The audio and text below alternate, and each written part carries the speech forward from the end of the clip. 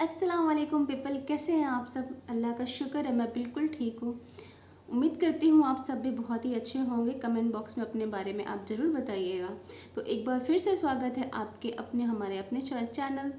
दास्ताने दिल में एक नया चैप्टर और नया एपिसोड के साथ। तो हाँ जी, पहले हमने पढ़ा था क़िससुल अंबिया किताब से अपनी बात, जो कि एक समरी की तरह थी कि इस पूरी किताब में हम क्या पढ़ने और क्या जानने वाले हैं। तो चलिए फिर बने रहिए, मैं पढ़ती हूँ और आप सुनते रहिए। बिस्मिल्लाहिर्रहमानिर्रहीम। कायनात की पैदाइश और पहला इंसान। हज़रत आदम अलैहिस्सलाम के बारे में कुरान मजीद ने जो हकीकतें बयान की हैं, उनके तफसीली तज़किरे से पहले यह साफ़ हो जाना ज़रूरी है कि इंसान के आलम वजूद में आने का मसला आज इल्मी निगाह से बहस का एक नया दरवाज़ा खोलता है, यानी इवोल्यूशन। विकास का यह दावा है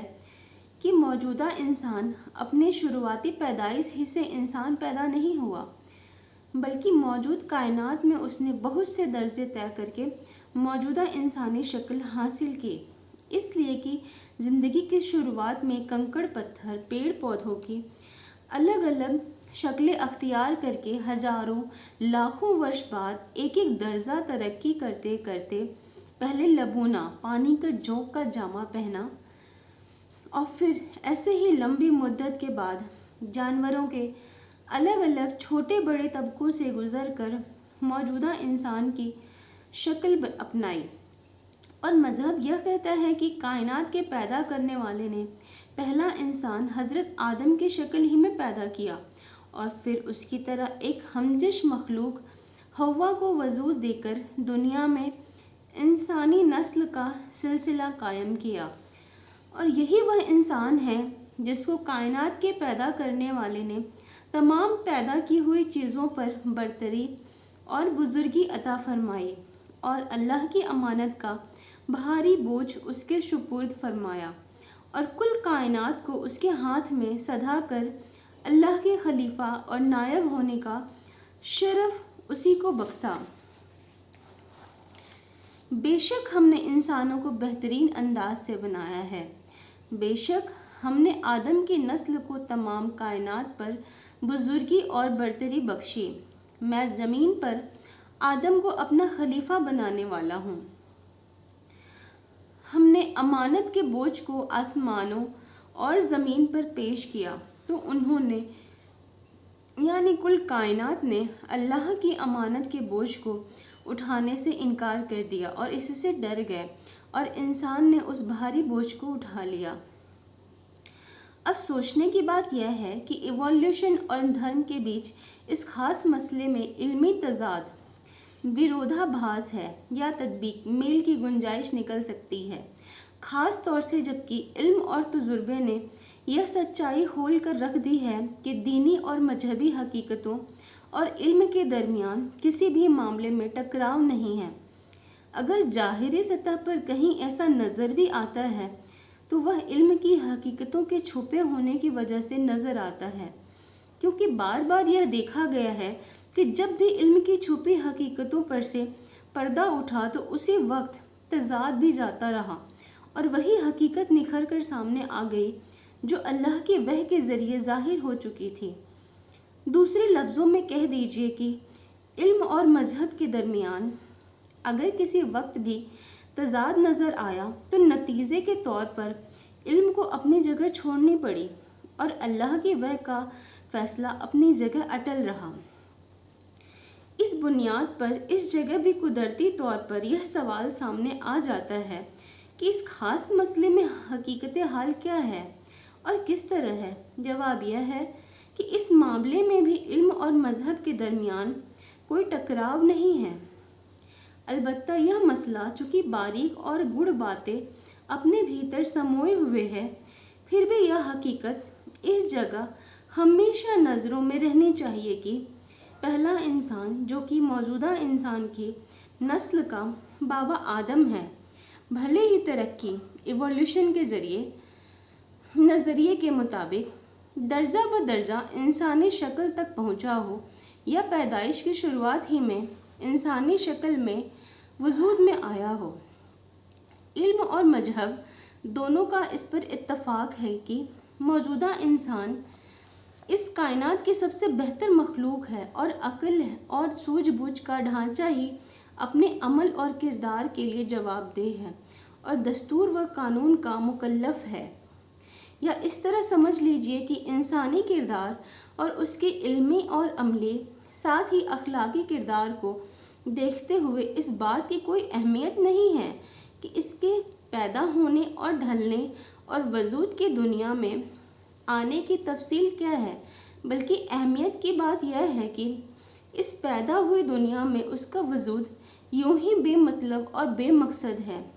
اور اس کی ہستی اپنے بھیتر بہت بڑا مقصد لے کر وجود میں آئی ہے۔ کیا اس کے افعال و اقوال اور کردار و گفتار،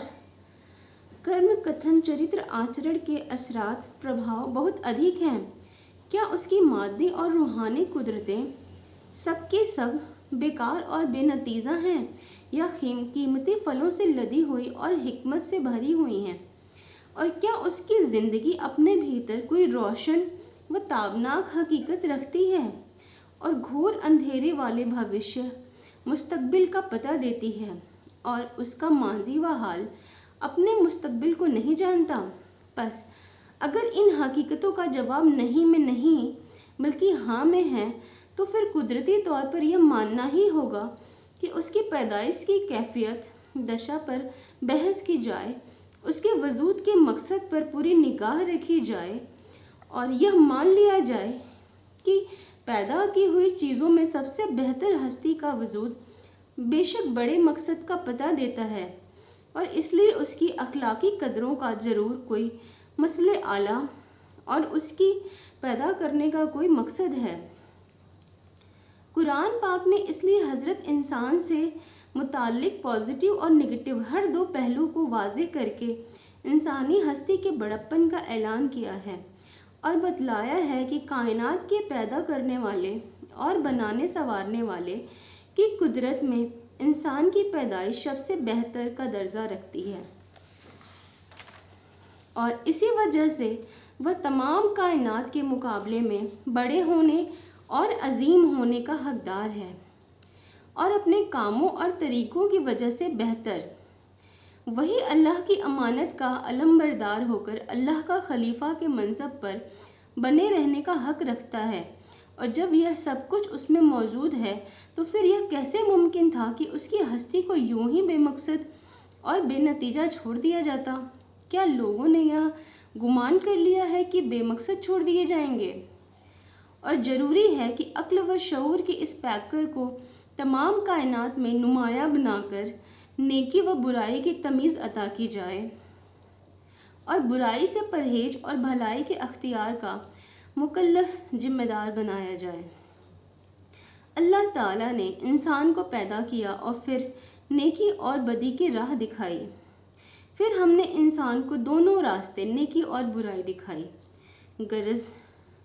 قرآن مزید کی یاد دہانی اور دعوت بھلائیوں کو کرنے اور برائیوں کو روکنے اور رشد و ہدایت کا مخاطب اور شروع اور آخر کا محور و مرکز صرف یہی ہستی تو ہے جس کو انسان کہتے ہیں، اور یہی وجہ ہے کہ قرآن نے پہلے انسان کی پیدائش کی کیفیتوں اور تفصیلوں کو نظر انداز کر کے اس کے شروع اور آخر کو ہی یہ اہمیت دی ہے۔ ایک شعر ہے یہاں پہ، خرد مندوں سے کیا پوچھوں کہ تیری ابتدا کیا ہے، خرد مندوں سے کیا پوچھوں کہ تیری ابتدا کیا ہے، کہ میں اس فکر میں رہتا ہوں کہ میری انتہا کیا ہے۔ سبحان اللہ۔ علمی بحثوں سے متعلق اسلامی نقطۂ نظر یعنی دسٹیکوڈ۔ اصل میں اس کی علمی بحثوں کے لیے اسلام کی تعلیم یہ ہے کہ جو مسئلے یقین اور مشاہدے کے علم کی حد تک پہنچ چکے ہیں اور قرآنی علم اور اللہ کی وحی ان حقیقتوں کا انکار نہیں کرتی، کیونکہ قرآن مشاہدے اور ہدایت کا کبھی بھی انکار نہیں کرتا، تو ان کو بنا کسی شک کے مان لیا جائے، اس لیے کہ ایسی حقیقتوں کا انکار بے ذات تعصب اور تنگ نظری کے سوا اور کچھ نہیں، اور جو پہلے ابھی تک یقین کی ان منزلوں تک نہیں پہنچے جن کو مشاہدہ اور ہدایت کہا جا سکے، جیسا کہ بحث میں آیا مسئلہ ہے، تو ان کے بارے میں قرآن کے مطلبوں میں تعویل نہیں کرنی چاہیے اور خام خواہی ان کو نئی تحقیقات کے سانچے میں ڈھالنے کی کوشش ہرگز جائز نہیں، بلکہ وقت کا انتظار کرنا چاہیے کہ وہ مسئلے اپنے حقیقت کو اس طرح ظاہر کر دیں کہ ان کے انکار سے مشاہدہ اور حقیقت کا انکار لازم آ جائے۔ اس لیے کہ یہ حقیقت ہے کہ علمی بحثوں کو تو بار بار اپنی جگہ سے ہٹنا پڑا ہے، مگر قرآنی علموں کو کبھی بھی ایک بار بھی اپنی جگہ سے ہٹنے کی ضرورت پیش نہیں آئی، اور جب کبھی اسی علمی مسئلے بحث و نظر کے بعد یقین اور مشاہدے کی حد تک پہنچے ہیں تو وہ نقطہ بھی اس سے آگے نہیں گئے جس کو قرآن نے پہلے واضح کر دیا ہے۔ سبحان اللہ۔ ایک نیا چیپٹر ابھی شروع ہو رہا ہے پھر سے، جس کی ہیڈنگ ہے حضرت آدم علیہ السلام۔ تو ابھی تک ہم جو پڑھ رہے تھے وہ بھی حضرت آدم علیہ السلام کے بارے میں ہی تھا، لیکن جیسا کہ آپ سنے ہوں گے، اس کو میں پڑھ رہی تھی کہ اس میں دونوں ہی نظریہ دیا گیا تھا، ایک تو سائنس کا اس دنیاوی نظریہ اور دوسرا اسلام اور قرآنی نظریہ، اور دونوں ہی اپنی جگہ پہ جو آپ سنے ہوں گے تو آپ کو سمجھ میں آیا ہوگا کہ سائنس کہتا ہے کہ پہلے انسان نہیں آیا، پہلے ایک ایولیوشن ہوتے ہوتے ہوا ہے، مطلب جیسے کہ سبھی ہم جانتے ہیں پہلے بندر آیا، چمپینجی، لنگور، پلس دین اور پھر وہ ایولیوشن ہو کے انسان بنا، لیکن ہمارا قرآن شریف کہتا ہے کہ پہلے آدم علیہ السلام آئے، تو بس اسی نظریے پہ روشنی ڈالی گئی تھی۔ ابھی جو دوسرا چیپٹر شروع ہوتا ہے اس کا نام ہے حضرت آدم علیہ السلام کی پیدائش، فرشتوں کو سجدے کا حکم، شیطان کا انکار۔ تو چلیے شروع کرتے ہیں۔ بسم اللہ الرحمن الرحیم۔ اللہ تعالیٰ نے آدم کو مٹی سے پیدا کیا اور ان کا خمیر تیار ہونے سے پہلے ہی اس نے فرشتوں کو یہ خبر دی کہ وہ بہت جلد مٹی سے ایک مخلوق پیدا کرنے والا ہے جو بشر کہلائے گی اور زمین میں ہماری خلافت کا شرف حاصل کرے گی۔ آدم کا خمیر مٹی سے گتھا گیا اور ایسی مٹی سے گتھا گیا جو نت نئی تبدیلی قبول کر لینے والی تھی۔ جب یہ مٹی پکی ٹھیکری کی طرح آواز دینے اور کھنکھنانے لگی تو اللہ تعالیٰ نے اس مٹی کے پتلے میں روح پھونکی اور وہ ایک ہی وقت میں گوشت پوست ہڈی پٹے کا زندہ انسان بن گیا اور ارادہ، شعور، حس، عقل اور وجدانی جذبات و کیفیت کا حامل نظر آنے لگا۔ تب فرشتوں کو حکم ہوا کہ تم اس کے سامنے سجدے میں گر جاؤ۔ فوراً تمام فرشتوں نے ارشاد کی تعمیل کی، مگر ابلیس شیطان نے گھمنڈ اور سرکشی کے ساتھ صاف انکار کر دیا۔ سجدے سے انکار کرنے پر ابلیس کا مناظرہ۔ اللہ تعالیٰ اگرچہ غیب کا علم رکھنے والا اور دلوں کے بھیدوں تک کو جاننے والا ہے اور ماضی، حال اور مستقبل، بھوت، ورتمان اور بھوشیہ سب اس کے لیے برابر ہے، مگر اس نے امتحان و آزمائش کے لیے ابلیس شیطان سے سوال کیا، کس بات نے جھکنے سے روکا جبکہ میں نے حکم دیا تھا؟ ابلیس نے جواب دیا، اس بات نے کہ میں آدم سے بہتر ہوں، تو نے مجھے آگ سے پیدا کیا، اسے مٹی سے۔ شیطان کا مقصد یہ تھا کہ میں آدم سے افضل ہوں، اس لیے کہ تو نے مجھ کو آگ سے بنایا ہے اور آگ بلندی اور برتری چاہتی ہے، اور آدم خاکی مخلوق، بھلا خاک کو آگ سے کیا نسبت؟ اے اللہ، پھر یہ تیرا حکم کہ ناری یعنی آگ سے بنا ہوا، خاک یعنی مٹی سے بنا ہوا کو سجدہ کرے، کیا انصاف کے مطابق ہے؟ میں تمام حالتوں میں آدم سے بہتر ہوں، اس لیے وہ مجھے سجدہ کرے، نہ کہ میں اس کے سامنے سجدہ کروں۔ مگر بدبخت شیطان اپنے گھمنڈ میں چور ہونے کی وجہ سے بھول گیا کہ جب تم اور آدم دونوں اللہ کی مخلوق ہو تو مخلوق کی حقیقت خالق سے بہتر خود وہ مخلوق بھی نہیں جان سکتی۔ وہ اپنے گھمنڈ اور غرور میں یہ نہ سمجھ سکا کہ مرتبہ کی بلندی اور پستی اس مادے کی بنیاد پر نہیں ہے جس سے کسی مخلوق کا خمیر تیار کیا گیا ہے، بلکہ اس کی ان صفتوں پر ہے جو کائنات کے پیدا کرنے والے نے اس کے اندر رکھ دیے ہیں۔ بہرحال شیطان کا جواب چونکہ گھمنڈ اور غرور کی جہالت پر قائم تھا، اس لیے اللہ تعالیٰ نے اس پر واضح کر دیا کہ جہالت سے پیدا ہونے والے گھمنڈ و غرور نے تجھ کو اتنا اندھا کر دیا ہے کہ تو اپنے پیدا کرنے والے کے حق اور پیدا کرنے والا ہونے کی وجہ سے اس کے احترام میں بھی منکر ہو گیا، اس لیے مجھ کو ظالم قرار دیا اور یہ نہ سمجھا کہ تجھ کو تیری جہالت نے حقیقت کے سمجھنے سے عاجز بنا دیا۔ بس تو اب اس سرکشی کی وجہ سے ابدی ہلاکت کا حقدار ہے اور یہی تیرے عمل کا قدرتی بدلہ ہے۔ ابلیس نے مہلت طلب کی۔ ابلیس نے جب دیکھا کہ کائنات کے پیدا کرنے والے کے حکم کے خلاف کرنے اور تکبر اور رعونت اور اللہ پر ظلم کے الزام نے ہمیشہ کے لیے مجھ کو رب العالمین کی آغوش رحمت سے مردود اور جنت سے محروم کر دیا، تو توبہ اور ندامت کی جگہ اللہ سے یہ درخواست کی کہ قیامت آنے تک مجھ کو مہلت دے اور اس لمبی مدت کے لیے زندگی کی رسی لمبی کر دے۔ اللہ کی حکمت کا تقاضا بھی یہی تھا، اس لیے اس کی درخواست منظور کر لی گئی۔ یہ سن کر اب اس نے پھر ایک بار اپنی شیطانی کا مظاہرہ کیا، کہنے لگا، جب تو نے مجھ کو راندہ درگاہ کر ہی دیا تو جس آدم کی بدولت مجھے یہ رسوائی نصیب ہوئی، میں بھی آدم کی اولاد کی راہ ماروں گا اور ان کے سامنے پیچھے آس پاس اور چاروں اور سے ہو کر ان کو گمراہ کروں گا۔ ان کی اکثریت کو تیرا ناسپاس اور ناشکر گزار بنا چھوڑوں گا۔ البتہ تیرے مخلص بندے میرے اغوا کے طور تیر کے گھائل نہ ہو سکیں گے اور ہر طرح محفوظ رہیں گے۔ اللہ نے فرمایا،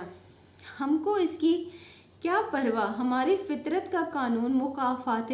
عمل اور پاداش عمل اٹل قانون ہے، بس جو جیسا کرے گا ویسا بھرے گا، اور جو بنی آدم مجھ سے روگردانی کر کے تیری پیروی کرے گا وہ تیرے ہی ساتھ اللہ کے عذاب کا حقدار ہوگا۔ جا اپنے ذلت اور رسوائی اور خراب قسمت کے ساتھ یہاں سے دور ہو اور اپنی اور اپنے پیروکاروں کی ابدی لعنت جہنم کا انتظار کر۔ آدم علیہ السلام اور دوسرے فرشتے۔ آدم علیہ السلام کی خلافت، جیسا کہ پہلے بیان کیا گیا ہے، جب اللہ تعالیٰ نے حضرت آدم علیہ السلام کو پیدا کرنا چاہا تو فرشتوں کو خبر دی کہ میں زمین پر اپنا خلیفہ بنانا چاہتا ہوں جو اختیار اور ارادے کا مالک ہوگا اور میری زمین پر جس قسم کا تصرف استعمال کا حق حاصل کرنا چاہے گا کر سکے گا اور اپنی ضرورتوں کے لیے اپنی مرضی کے مطابق کام لے سکے گا۔ گویا وہ میری قدرت اور میری تصرف استعمال و اختیار کا مظہر ہوگا۔ فرشتوں نے یہ سنا تو حیرت میں رہ گئے اور اللہ کے دربار میں عرض کیا کہ اگر اس ہستی کی پیدائش کی حکمت یہ ہے کہ وہ دن رات تیری تسبیح و تہلیل میں لگا رہے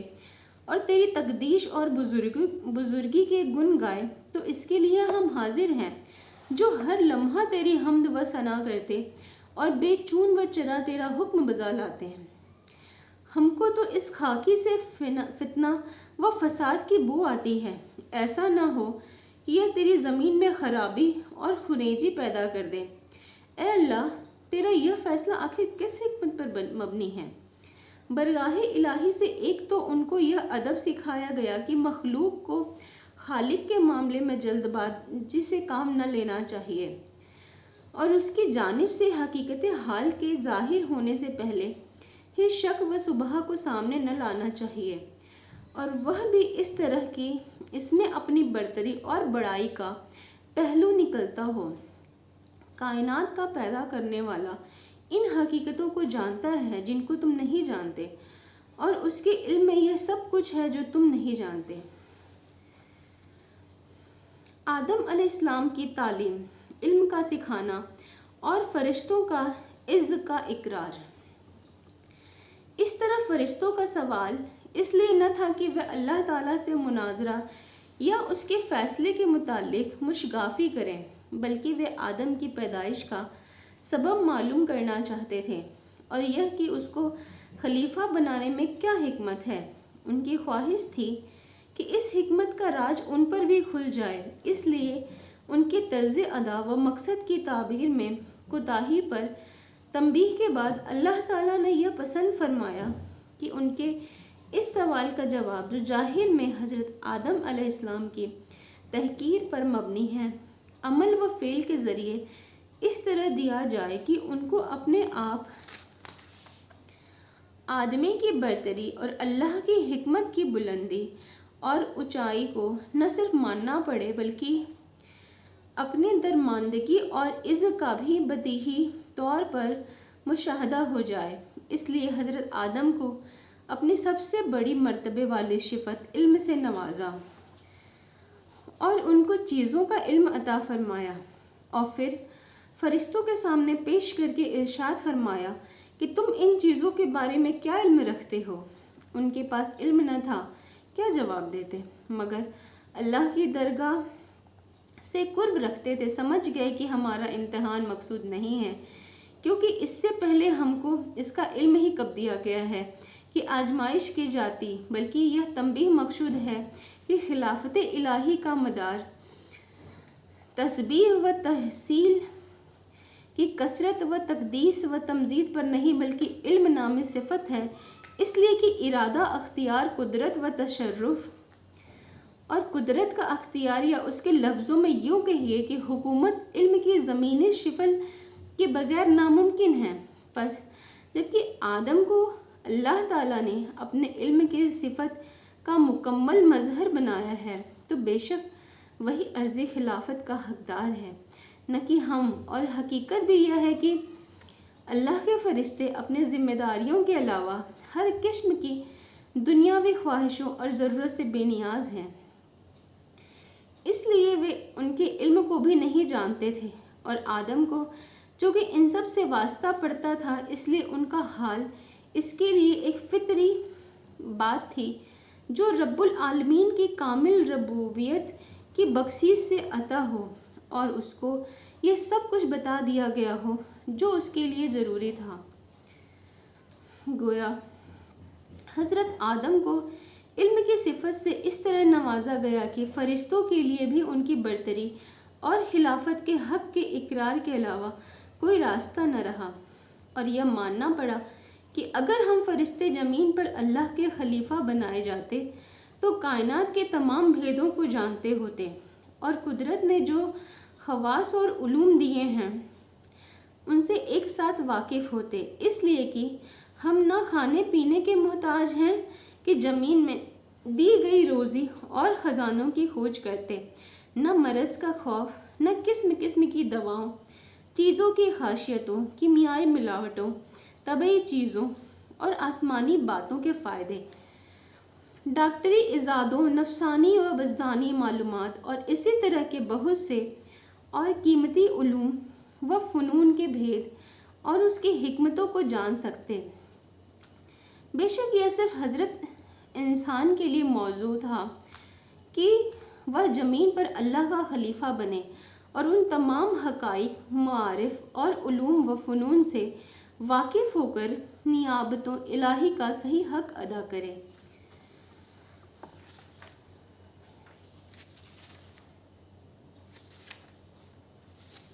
حضرت آدم کا جنت میں ٹھہرنا اور حوا کا جوزہ بننا۔ حضرت آدم علیہ السلام ایک مدت تک اکیلی زندگی بسر کرتے رہے، مگر اپنی زندگی اور راحت و سکون میں ایک وحشت اور خلا محسوس کرتے رہے تھے، اور ان کی طبیعت اور فطرت میں کسی منیس و غمخوار کی یاد نظر آتی تھی۔ چنانچہ اللہ تعالیٰ نے حضرت حوا کو پیدا کیا، اور حضرت آدم اپنا ہمدم اور ساتھی پا کر بہت خوش ہوئے اور دل میں اطمینان محسوس کیا۔ حضرت آدم و حوا کو اجازت دی تھی کہ وہ جنت میں رہیں سہیں اور اس کی ہر چیز سے فائدہ اٹھائیں، مگر ایک پیڑ کو نشان زد کر کے بتا دیا گیا کہ اس کو نہ کھائیں بلکہ اس کے پاس تک نہ جائیں۔ آدم علیہ السلام کا جنت سے نکلنا۔ اب ابلیس کو ایک موقع ہاتھ آیا اور اس نے حضرت آدم و حوا کے دل میں یہ وسوسہ ڈالا کہ یہ پیڑ جنت کا پیڑ ہے، اس کا پھل کھانا جنت میں ہمیشہ آرام و سکون اور اللہ کا قرب پانے کی ضمانت دیتا ہے، اور قسمیں کھا کر ان کو بتایا کہ میں تمہارا خیر خواہ ہوں، دشمن نہیں ہوں۔ یہ سن کر حضرت آدم کے انسانی اور بشری خواص میں سب سے پہلے نسیان، بھول چوک نے ظہور کیا، اور یہ بھلا بیٹھے کہ اللہ کا یہ حکم ضروری تھا، نہ کہ رب کی اور سے کوئی مشورہ۔ آخر کار جنت کے ہمیشہ کے قیام اور اللہ کے قرب کے عزم میں لغزش پیدا کر دی، اور انہوں نے اس پیڑ کا پھل کھا لیا۔ اس کا کھانا تھا کہ بشری لوازم، انسانی ضرورتیں ابھرنے لگیں۔ دیکھا تو ننگے ہیں اور لباس سے محروم۔ جلد آدم و حوا دونوں پتوں سے سطر ڈھانکنے لگے۔ گویا انسانی تمدن کی یہ شروعات تھی کہ اس نے ڈھانکنے کے لیے سب سے پہلے پتوں کا استعمال کیا۔ ادھر یہ ہو رہا تھا، اللہ تعالیٰ کا عتاب غضب اترا اور آدم سے پوچھ تاچھ ہوئی کہ منع کرنے کے باوجود یہ حکم کا نہ ماننا کیوں؟ آدم آخر آدم تھے، اللہ کے دربار کے مقبول تھے، اس لیے شیطان کی طرح مناظرہ نہیں کیا، اپنی غلطیوں کو تعویلوں کے پردے میں چھپانے کی بے مطلب کی کوشش سے باز رہے۔ ندامت و شرمساری کے ساتھ اقرار کیا کہ غلطی ضرور ہوئی، لیکن اس کی وجہ تمرد و شرکسی نہیں بلکہ انسان ہونے کے ناطے بھول چوک اس کی وجہ ہے۔ پھر بھی غلطی ہے، اس لیے توبہ و استغفار کرتے ہوئے معاف کر دیے جانے کی درخواست کرتا ہوں۔ اللہ تعالیٰ نے ان کے اس عذر کو قبول فرمایا اور معاف کر دیا، مگر وقت آ گیا تھا کہ حضرت آدم علیہ السلام اللہ کی زمین پر خلافت کا حق ادا کریں۔ اس لیے حکمت کے تقاضے کے طور پر ساتھ ہی یہ فیصلہ سنایا کہ تم کو اور تمہاری اولاد کو ایک طے وقت تک زمین پر قیام کرنا ہوگا، اور تمہارا دشمن ابلیس عداوت کے اپنے تمام سامان کے ساتھ وہاں موجود رہے گا، اور تم کو اس طرح ملکوتی اور طاغوتی دو ٹکرانے والی طاقتوں کے درمیان زندگی بسر کرنی ہوگی۔ اور اس کے باوجود اگر تم اور تمہاری اولاد مخلص اور سچے بندے اور سچے نائب ثابت ہوئے تو تمہارا اصل وطن جنت ہمیشہ کی طرح تمہاری ملکیت میں دے دیا جائے گا۔ اس لیے تم اور حوا یہاں سے جاؤ اور میری زمین پر بسو، اور اپنی مقرر کی ہوئی زندگی تک عبودیت کا حق ادا کرتے رہو، اور اس طرح انسانوں کے باپ اور اللہ تعالیٰ کے خلیفہ آدم علیہ السلام نے جیون ساتھی حضرت حوا کے ساتھ اللہ کی زمین پر قدم رکھا۔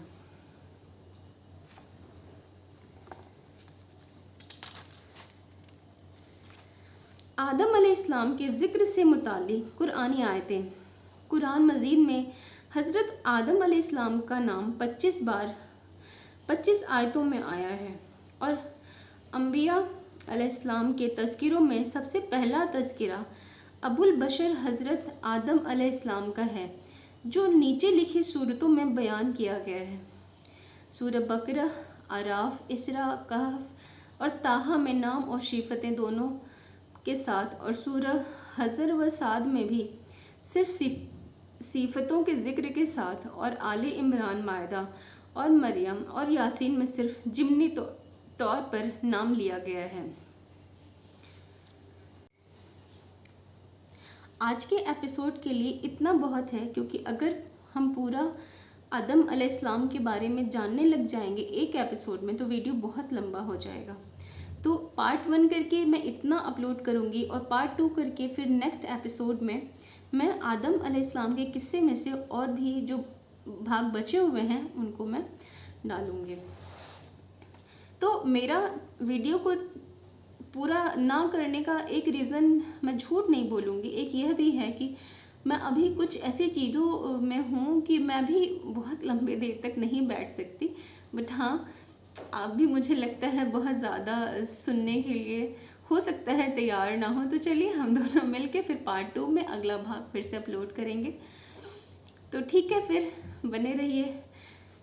ملتے ہیں نئے دن، نئے ایپیسوڈ، نئے بھاگ کے ساتھ قصص الانبیاء و اصحاب صالحین کے ساتھ۔ تو ہمیشہ دعا میں یاد رکھیے گا، میں آپ کی اپنی بہن، آپ کی اپنی دوست، اپنی سہیلی نازیہ انیس احمد۔ اللہ حافظ۔